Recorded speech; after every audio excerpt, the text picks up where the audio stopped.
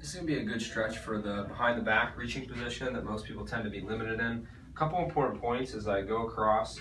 I'm going to focus more on my arm going across my body rather than up right away. And I want to make sure as I do it, I'm not letting my shoulder round forward. So I want to try and keep a nice tall posture as I go through this. So I'm going to use this green strap. Dog leash works really well. You do want something sturdy. You don't want necessarily like a stretchy band. So I'm going to take this, you can wrap it around a railing at home, typically the railing like at the top of a flight of stairs or at the bottom, or if you have a post, that works pretty well. I'm going to use the door handle, and I'm basically just going to take this loop on the one end and feed this through to create somewhat of a slip tie here. So I can put this, even if you don't have a doorknob like this, I can put it on the doorknob on the other side, and that'll catch and be enough that when I close the door, it's going to stay there. So I'm going to do that on the other side of this door handle. Okay, loop around, and I'm going to close the door.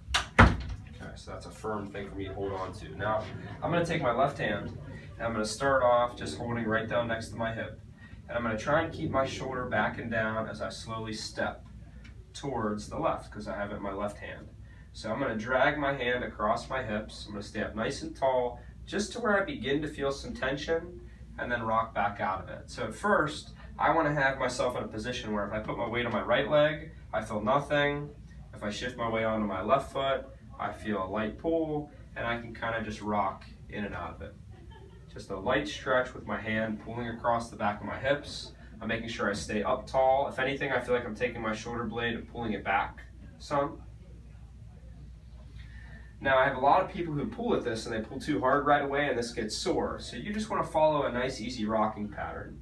Now, if you do that a few times, maybe 10 to 15 times for a couple days and it doesn't feel too bad, you can progress into a little bit of a longer hold, so maybe 3 to 5 seconds, maybe upwards of 10 seconds. And you'll see as I get into this position, because it's tight, I'm going to want to round forward. So I really think about as I get into that stretch, pulling my shoulder blade back, kind of pressing my hand into the back of my hips, which is going to pull more. So I always tell people you don't want to go too deep into the stretch, because then once you pull that arm back, it's going to be a stronger stretch. So this is a very gentle way to start to mobilize yourself into this reach behind the back position.